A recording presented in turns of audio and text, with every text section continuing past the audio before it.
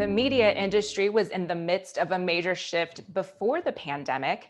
And now, with COVID in our lives for the foreseeable future, the streaming media landscape finds itself at a significant turning point as we enter 2021. Joining me to talk about the media and entertainment outlook for the year ahead is John Harrison.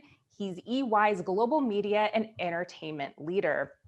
So, John, I think the last time we checked in with you was about a couple months into lockdown. It seems like a whole lifetime ago, really. Mhm. But the key question at that time was how these big media players were going to adjust in the short term. But how have you seen that play out? And what is really the prevalent theme heading into this year?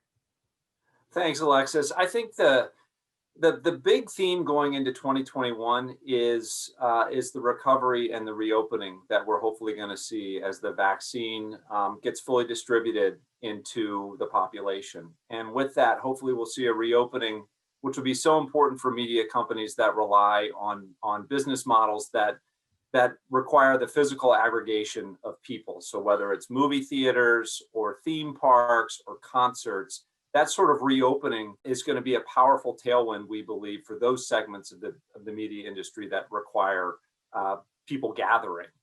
The other areas have made a nice pivot, quite frankly. The streaming services, as you just talked about, have seen explosive growth as we've all sheltered in place and access content in new and different ways.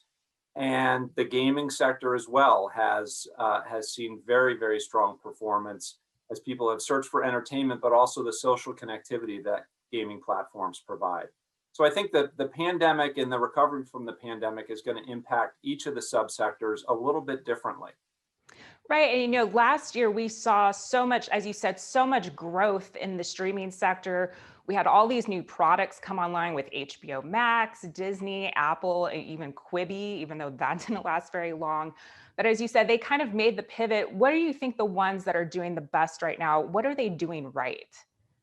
Yeah, it's a great question. I think it's aggregating a huge amount of desirable and exclusive content onto the streaming platforms that's going to pique individual interest that hopefully translates into subscriptions. And then longer term, it's going to be scaling up those subscribers, both in the US and increasingly internationally as well. And then continually fueling that platform with new and fresh content to keep those subscribers on the platform. And that's going to require a huge amount of investment by media companies, both in terms of content, but also in terms of the technology and the marketing to underpin that content on the streaming services. And I think that is also a bit of the driver behind some of the restructuring and reorganization activity you're seeing within these major media companies. They're trying to become more efficient so they can redeploy resources to where the growth is.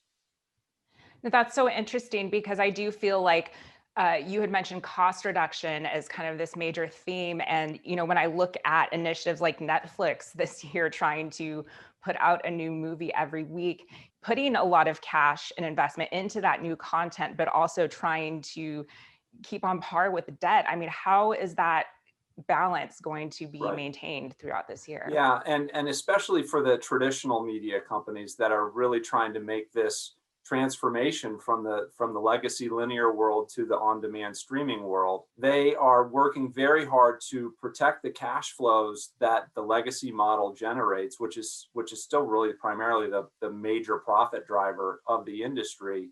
Protect those cash flows that they can then redeploy into the growth areas. And so we're in this in-between time for a lot of these companies that management teams are navigating through, and it requires tough decisions around the cost structure, tough decisions around capital allocation. Oftentimes, it's a catalyst for mergers and acquisitions because as companies scale up and get bigger, they, in addition to gaining revenue and gaining new capabilities, they create a bigger base from which they can get more efficient through cost cuts from the merger integration synergy process. Right. And you mentioned this consolidation trend, and we see that already happening. What should investors expect in this space? I think that we had a number of large transactions that took place in the, call it 2016 to 2019 time period, really mega transactions that created that top layer of super media companies. I think the next wave is going to come within that mid tier of networks and studios as they look to try and replicate some semblance of the scale that the major players have achieved. I think it will be horizontal consolidation within the industry that is going to drive a lot of the activity in the next 12 to 24 months. And to stay up to date for all of our latest coverage, head over to investors.com.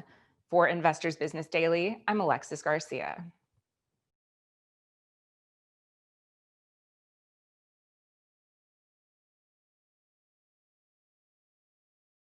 Hey everyone, thanks so much for watching Investors Business Daily on YouTube.